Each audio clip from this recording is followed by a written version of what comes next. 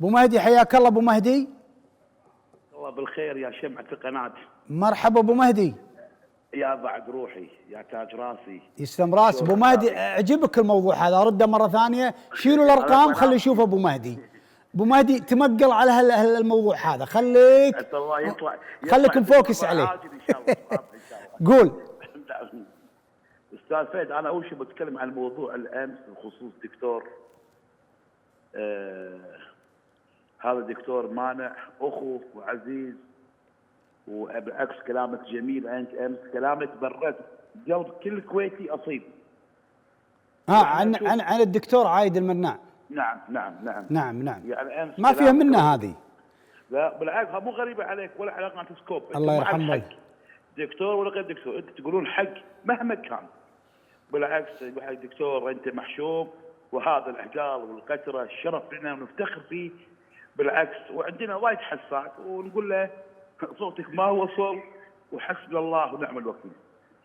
وخصوص ابو عبد العزيز موضوع شراء القروض، انت هذه الفكره فكرتك انت قبل 4 سنين قاعد تقولها برنامجك، والحين صوتك وصل.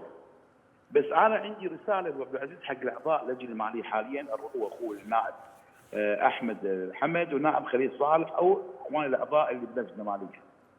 امس سمعنا طلعوا تصريح هم الاعضاء نفسهم ان نبشر اهل الكويت بخصوص وافقنا على علاوه الاولاد من 50 الى 75. زين.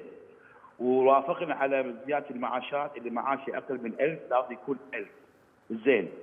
بس انا رسالتي حق اعضاء اللجنه الماليه، انتم تجتمعون مع منو؟ ما في حكومه. انت قاعد تقصون علينا. لا وزير الماليه موجود، لا بنك المحافظ المركزي موجود، لا في حكومه حاليا يعني يحضرون معاكم. انتم على كيفكم صوتوا وزير المعدين، انتم عارفين من بيرجع وزير المالي ما يرجع، شنو طريقتكم؟ هل قعدتوا مع الحكومه اول شيء فاوضتوهم اجتماع الموافقه مبدئيا، ولا بس ابره البنش حق اهل الكويت تخدرون تقصون علينا بعض الاعضاء؟ ان شاء الله تكونوا صادقين. الحين في اقتراح هذا ابو عبد العزيز بيقدمونه الاسبوع الجاي للجنه الماليه بخصوص شراء القروض اللي عليه عشان عداله مساواه. هذا اللي عليه قرض راح يشيلون عنك 120 دينار وقت يسمونه مؤقت، مو على طول.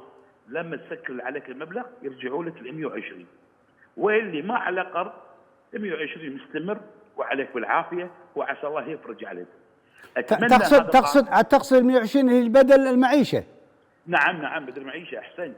هذا اللي تكلم عنه، وتطرقوا بعد الحلقه اللي قدمناها من 4 سنوات، تطرقوا في بعض النواب. وموجود احد راح يجتمعون فيها. ايه. احمد حمد صرح فيه. نعم. قال الاسبوع الجاي بخصوص شراء القروض مقابل 120. بالعكس احنا نقول له على قناتك سكوب وقاعد يتابعونك. انا ادري احمد حمد قاعد يتابعك سكرتاريه.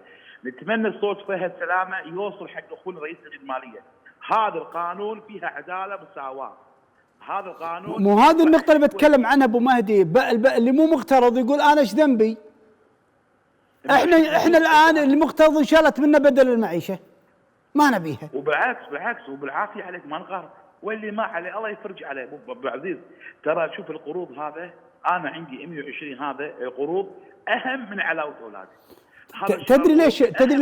تدري ليش ابو مهدي؟ احنا ما نتكلم اللي اقترض سنه او سنتين مثلا، احنا نتكلم عن اللي مقترض صار له 5 سنوات ولا زال قرضه على طمام المرحوم. مثلا يدفع ماخذ مقترض 50 ولا زال قرضه 50. لا الحين يسدد الفوائد اللي شنو اللي صار له 5 سنوات او 6 سنوات. ابو عبد العزيز انا ابشرك صوتك وصل. بس انا عندي رساله حق اعضاء الماليه، لازم تقدم على الحكومه.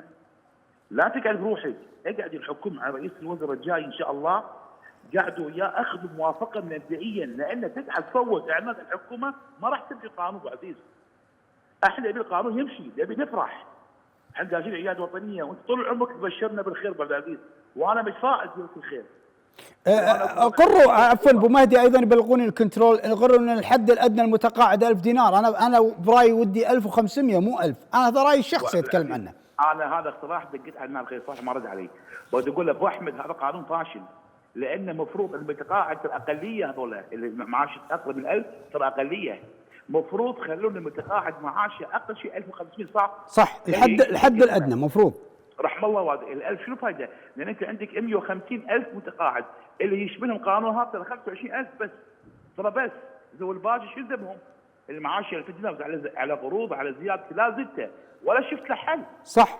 اذا كان مقترض لا تنسى بعدين ايضا التامينات الاجتماعيه ممكن ماخذ منها قرض وبالتالي ينخصم راتبه ما يسوى الا 500 و600 دينار بعضهم. والله ابو عبد العزيز عندي متقاعدين اقسم بالله يمكن يوصلك الخبر يمكن يوصلك معلومات ان متقاعدين قال معاش 20 دينار.